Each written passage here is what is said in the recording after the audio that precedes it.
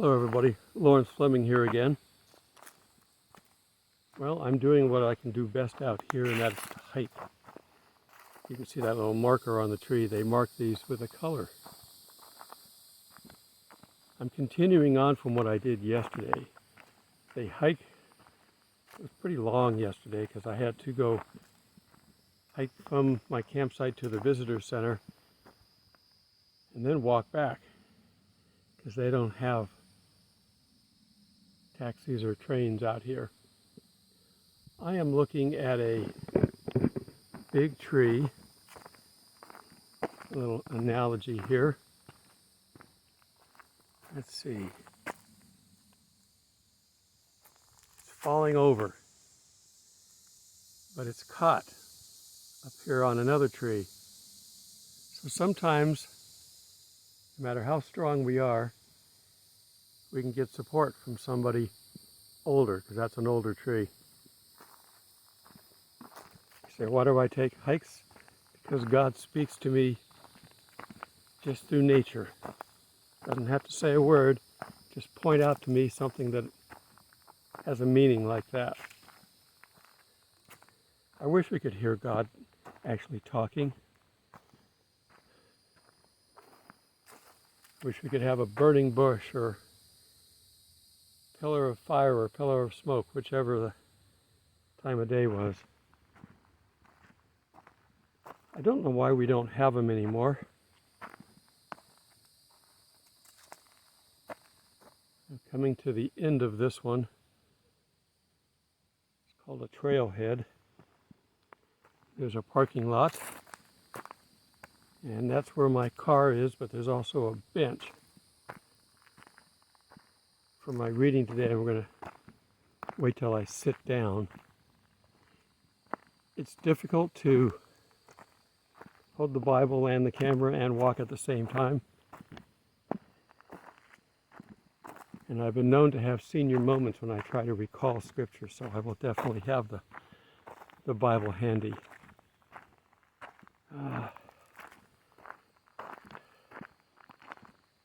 We've reached the trailhead. I'll turn around just so you can see a little bit of there's a sign there. You're seeing it from the end. It's hard to see. Telling you where everything's at. Everything is well marked. If you've never been camping before, there, see, you got a nice marking. The map in the middle and things around it to do. If you've never been camping, you can always go to a state park, because not only do they have campsites like I'm camping in, you can actually rent cabins, Adirondacks, which are basically just wooden walled structures that you got to bring all your gear into, but you don't have to have a tent. Yeah, they cost a little more, but you're not doing it all the time. And then you can get out and walk the trails. We just had a bunch of people leave. This is Sunday, and oh, by the way, happy Father's Day for those of you that are getting this message late.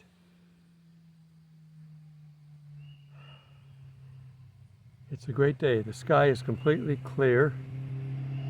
And we got a motorcycle going by. There was 5 or 6 of them yesterday. That they were all traditional bikers. That looks just like somebody who's got a hot bike with his girl on the back. Anyhow, the sky is perfectly clear. You wouldn't know there's anything going on in the world. Well, let's see what's going on in the world that we need to know about. I talked last time about cryptocurrency having trouble. It's still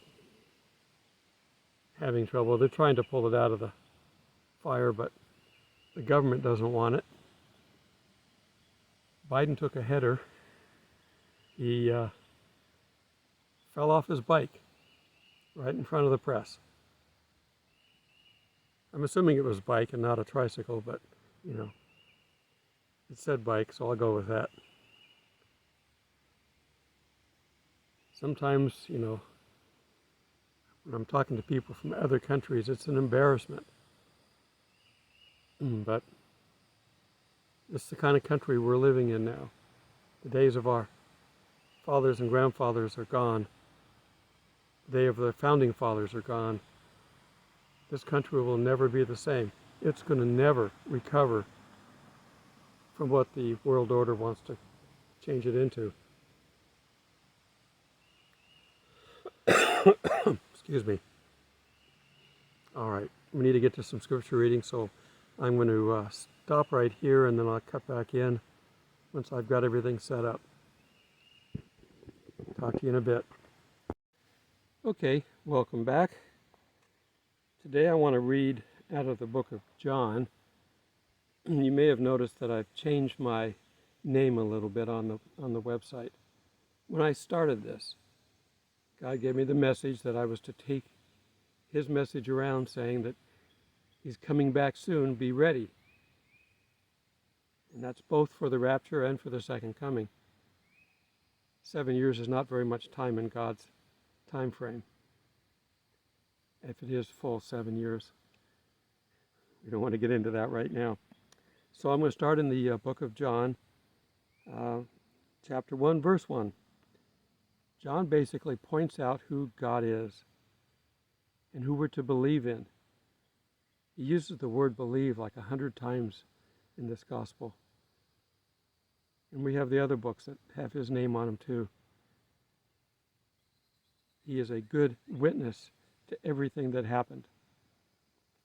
Okay. Chapter 1, verse 1. In the beginning was the Word, and the Word was with God, and the Word was God. He was in the beginning with God. All things were made through him, and without him nothing was made that was made. In him was life, and the life of the light of men. And the light shines in the darkness, and the darkness did not comprehend it. Talking about Jesus, obviously. There was a man sent from God whose name was John. This man came for a witness, to bear witness of the light, that all through him might believe. He was not that light, but was sent to bear witness of that light. That was the true light, which gives light to every man coming into the world. He was in the world, and the world was made through him, and the world did not know him. He came to his own, and his own did not receive him. Sad. But as many as received him, to them he gave the right to become children of God, us. To those who believe in his name, who were born not of blood, not of the will of the flesh, nor the will of man, but of God. We have a spiritual rebirth. We have been born again. And the Word became flesh and dwelt among us, and we beheld his glory, the glory of the only begotten of the Father, full of grace and truth. John bore witness of him and cried out, saying, This was he of whom I have said, He who comes after me is preferred before me, for he was before me. And of his fullness we have all received, and grace for grace. For the law was given through Moses, but grace and truth came through Jesus Christ. No one has seen God at any time. The only begotten Son, who is in the bosom of the Father, he has declared him. Now this is the testimony of John when the Jews sent priests and Levites from Jerusalem to ask him, Who are you? You got company coming. That's all right. Who are you? He confessed and did not deny, but confessed, I am not the Christ. And they asked him, What then, are you Elijah? And he said, I am not. Are you a prophet? And he answered, No. And they said to him, Who are you? And we may give answer to them. And he said, I'm the voice crying in the wilderness, Make straight the way for the Lord. And this can be taken out of Isaiah. Now those who were sent were from the Pharisees, and they asked him, saying, "Why then do you baptize if you're not the Christ, nor Elijah, nor the prophet?" And John answered them, saying, "I baptize with water, but there stands one among you who you do not know. It is he who coming after me is preferred before me, whose sandal strap I am not worthy to loose." So, I'm not John the Baptist, but I have a similar task to tell you to be ready. God is coming soon, but on his time frame, not ours. I can see the world collapsing around us. You can too. It's all part of the end times prophecy that we've looked at. We just don't know the beginning of anything. We weren't told the beginning of anything. We were told to be ready. We were told there were birth pangs. But we still have the original message for us to spread the word, to spread the gospel. And that's what I'm telling you to do now. Get out there and tell people about God, because pretty soon our voice is going to be silenced. Happily so for us, but not for the world. We need to get this message out to what's left of the ears that will hear. Many have turned their ears off to the gospel. They don't want to hear anything about God. They think that this world is theirs to rule, and they're trying to rule it. And the greatest ruler of all of their kind is coming, the Antichrist. People will find out too late what they put their faith in. There will be those that are saved during this time, so we've got to plant seeds. Like I said before, leave your tracts around for friends and family to find, because they will need it if they're not Christians already. And pray for them. God won't neglect your prayers, but some people are not ready. And the car is leaving. I guess they couldn't find a shady spot. It's so hot out here right now, you got to find shade everywhere you go. It's going to get a lot hotter soon. Okay. I don't know any dates. I've never said any dates. There's been a lot of speculation and attempt to understand. Is the Magog War next? Or is the rapture afterwards? It doesn't say.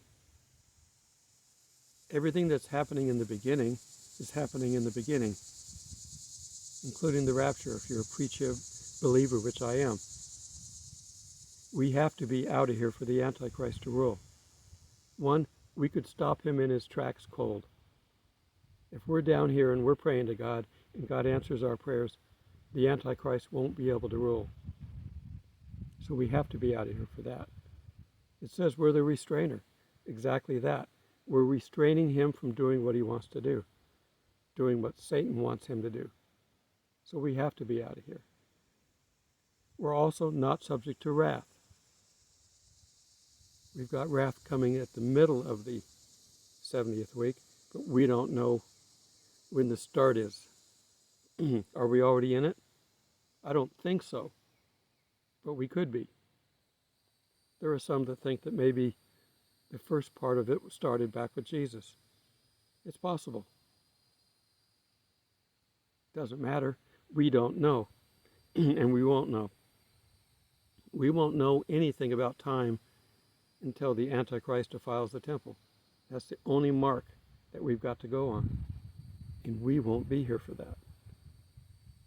So accept the fact that we're not going to know, and that we just have to be ready and about our business. If you've ever thought about talking to people about God, now's the time to do it. Don't put it off, because we don't have a lot of time. I like my old movies, and I pointed out that I like, When Worlds Collide. They had a time frame that they were working on. They knew when those planets were going to crash into each other. So they were building their escape rocket. Well, we have an escape rocket too. It's called Jesus. He's going to get us in the clouds. when it's time. They didn't take off until the damage around them started to hit. Then they were taken into space. Well, we're going to go into space too, into the heavens. Not exactly sure how we're going to get there. Are we flying like Peter Pan? I don't know. We know that there are riders on horseback that fly in. There's a lot of figurative speech in this that we don't really know what they are. Be anxious to see Jesus face to face. He's going to get tired hugging all of us Christians, because there's a lot of us. I think he's going to have to put that off until later on. We've got work to do even when we're up there, whether it's praying or being part of his army. Some don't want to do that. That's okay. There's plenty of prayers needed too. I look forward to being part of an army. We can't fight down here. This isn't our terrain until we have new bodies anyway, at least have the power given to us from Jesus. So when his army comes back at the end, we get to fight. But how do we fight? I don't know. Anxious to find out. One of my problems that I deal with, little confession time here, is I do get angry because I see all these things happening and there's nothing I can do. So I hold it inside. Sometimes I just have to go out in the wilderness and scream. If I don't do that, I might yell at somebody else for no reason. And I get tired of apologizing for that, so I deal with it like I do now, by getting out and hiking and putting out the energy, giving it to God, but also taking my physical body and putting it under stress as well so that it doesn't have the energy to fight. That's kind of what fasting is. Although I'm not real good at fasting, but I can go out and exercise. Okay, more cars coming in, so I'm going to go ahead and wrap this. Get out there and do something for God today. And happy Father's Day again. God bless.